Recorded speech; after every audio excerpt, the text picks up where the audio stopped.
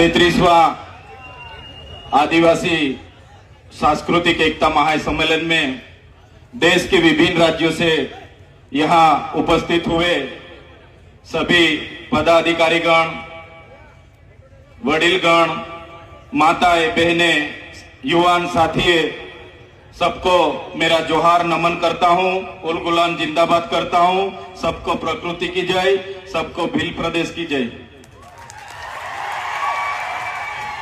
इस मंच से हमारे पहले जो भी वक्ता आए हैं उन्होंने बहुत अच्छी अपनी बात रखी है। ज्यादा बात मैं नहीं रखूंगा। काफी सारे एमएलएस बैठे हैं, हमारे साथी मित्र राजकुमार जी बैठे हैं, तो उनको भी हमको सुनना है, तो ज्यादा बात मैं नहीं रखूंगा। लेकिन साथियों, हमारा इतिहास गौरवशाली इतिहास रहा है। जब से ये धरती पे मानव सभ्यता का अस्तित्व हुआ, मानव सामाजिक और मानसिक शारीरिक मनुष्यों का विकास हुआ, तब से आदिवासी इस धरती पर है। आदिवासी यानी आदि अनादिकाल से बसने वाला, उसको हम आदिवासी कहते हैं। तो इस मंच से मैं कहना चाहता हूं, आज आदिवासी को अलग अलग नाम से पुकारा जाता है, आदिवासी के नाम से अलग अलग योजना बनाई जाती है। आदिवासी की अस्मिता मिटाने के लिए आपने देखा होगा, आदिवासी को आज शेड्यूल ट्राइब, जनजाति, वनवासी, वन बंधु के नाम से भी आज बुलाया जाता है। तो इस मंच से सभी मेरे साथियों को निवेदन करता हूं को आदिवासी को बचाने के लिए हम कोई वन बंधु नहीं है, हम कोई वनवासी नहीं है, हम आदिवासी है, आदिवासी ही हम रहेंगे।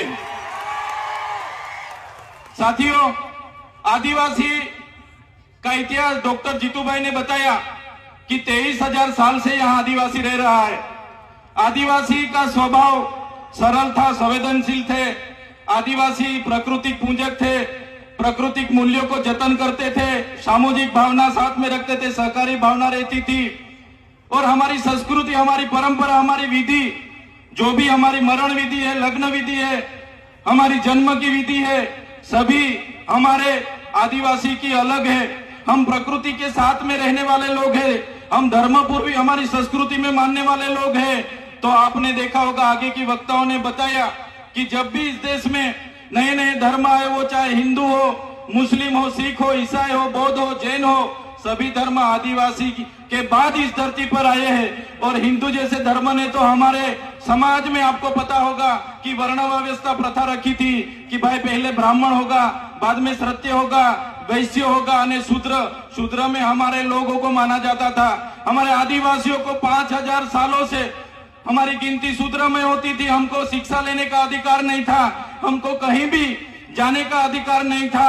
बाद में आपने देखा होगा, इसी हालत में भी देश के आजादी में हमारे कई सारे स्वतंत्र सेनानी लड़े, हमारे क्रांतिकारी लड़े, हमारे पूर्वज लड़े। वो चाहे बिरसा मुंडा जी हो, वो चाहे खाज्या नायक हो, वो चाहे टट्या नायक हो, वो चाहे तिलका माझी हो, झलकारी बाई हो, सभी आज हमारे पूर्वजों को ये मंच से मैं याद करता हूं। और साथ ही साथ में गोरू गोविंद जी हो, या दलवाड़ा की क्रांति हो, या रूप सिंह नायक हो, सभी का एक सपना था कि जब भी आदिवासी को स्वतंत्रता मिले तो आदिवासी स्वावलंबित होना चाहिए, आदिवासी स्वतंत्र होना चाहिए और आदिवासी का जीवन शोषण मुक्त होना चाहिए। लेकिन देश की आजादी के बाद भी जो सभ्य संस्कृति के लोग जो शासन में आए, जब भी अपने समाज को जो सुसंस्कृत मानने वाले लोग आज देश के शासन में आए, देश में संविधान लागू हुआ। संविधान का आमुख कहता है कि ये देश का संविधान, हम भारत के लोग ये देश के संविधान के तहत हमारे देश के लोगों को हम समानता, स्वतंत्रता और बंधुता देते हैं। लेकिन आज भी आदिवासी को समानता नहीं मिली, आज भी आदिवासी को स्वतंत्रता नहीं मिली, आज भी आदिवासी को दूसरी कास्ट में बंधुता नहीं मिली।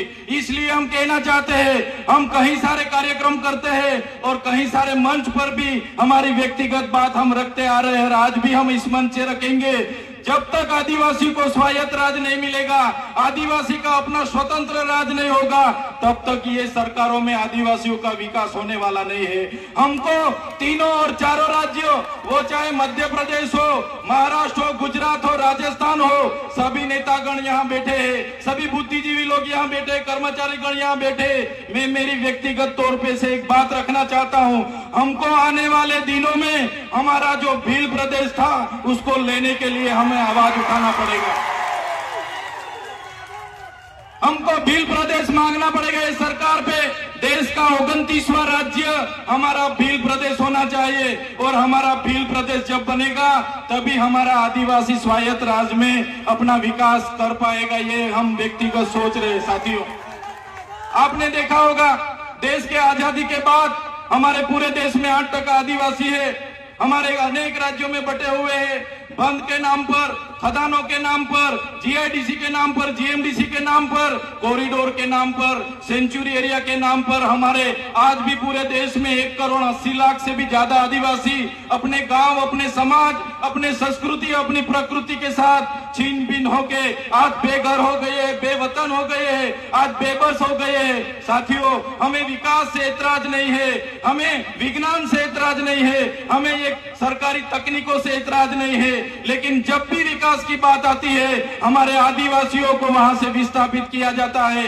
वो चाहे बांध हो, खनिज हो, जीएमडीसी हो, जीआईडीसी हो, कुछ भी प्रोजेक्ट नहीं आते, हमारे आदिवासी को टारगेट किया जाता है। और हम जब भी सरकार के खिलाफ आदिवासियों के लिए आवाज उठाते हैं तो ये सत्ता में बैठे हुए लोग पुलिस का दुरुपयोग करके, उनके सत्ता का दुरुपयोग करके हमारे जैसे युवाओं को दबाने के लिए जेलों में डालते हैं। हमारे जैसे युवा जो खुद क्लास 2 ऑफिसर था, क्लास 2 ऑफिसर की अपनी गवर्नमेंट जॉब छोड़ के समाज की लड़ाई के लिए हम आए और समाज के लिए लड़ते लड़ते आज ये सरकार ने फर्जी एफआईआर 19 जितनी एफआईआर हमारा पर कर दी। और काफी सारे नेता हमारे समाज के ही है, वो शासक पक्ष में है, फिर भी हमारे जैसे युवाओं को आगे बढ़ने नहीं दे रहे। हमारे जैसे युवाओं को कैसे गिराया जाए वो हमारे ही नेता सोचते हैं। तो इस मंच से मैं कहना चाहता हूं, हमारे पूरे देश से, विभिन्न राज्यों से लाखों आदिवासी माताएं, बहनें, वडीले, युवा साथी यहाँ आए। हमें आने वाले दिनों में हमको आदिवासी की अस्मिता बचाने के लिए चिंतन करना होगा, हमारे लोगों की शिक्षा की चिंतन करना होगा, हमारा लोगों के जो जड़ जंगल जमीन के अधिकार छीने जा रहे उनका चिंतन मनन करना होगा। आज तक हमारा संवैधानिक अधिकार लागू नहीं हुआ, वो चाहे अनुसूची 5 हो, वो चाहे पैसा एक्ट हो, वो चाहे तोड़ते डबल की बात हो। आज भी आदिवासी की ग्राम सभा की सत्ता नहीं मिली, आज भी रूढ़िगत ग्राम सभा का परवानगी नहीं लिया जा रहा है। ये सभी बातों को आज के इस मंच से हमको सबको चिंतन मनन करना पड़ेगा। और सभी साथी यहाँ पे आए तो ये आदरणीय मंच से जो भी बात रखते हैं उसको लेके हमारा हर संदेशा, हर उपदेश हर एक काम में पहुंचना चाहिए। यही बात मैं रखूंगा। समय ज्यादा नहीं है, काफी सारे वक्ता है, लेकिन ये मन से इतना जरूर कहूंगा कि हम व्यक्तिगत तौर पे मानते हैं सरकारें आएगी जाएगी, पार्टियां बनेगी बिखरेगी, संगठनें बनेंगे बिखरेंगे, हम सभी लोग धर्म संप्रदाय में कहीं भी बटे हुए हैं, तो आदिवासी को पहले आदिवासी के तौर पर एक होना पड़ेगा, तभी अपने आदिवासियों का विकास होगा। यही बात रख के सबका धन्यवाद करता हूं, सबको जोहार करता हूं और आखिरी में जय भील प्रदेश के नारे से मेरा वक्तव्य पूरा करता हूं। जय भील प्रदेश, धन्यवाद।